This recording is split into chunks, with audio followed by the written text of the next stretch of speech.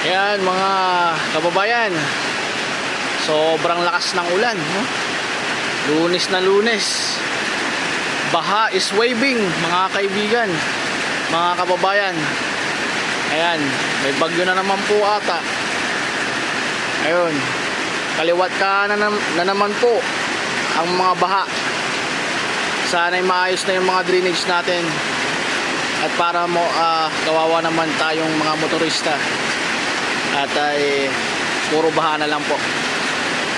Ingat po sa mga motorista natin na kamotorista natin dyan. Ingat po kayo. At nabaha, madulas ang kalsada, baha, matarik.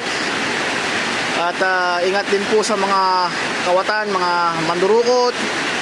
At lalo na po ay hirap ng buhay ngayon at tagulan. Ingat.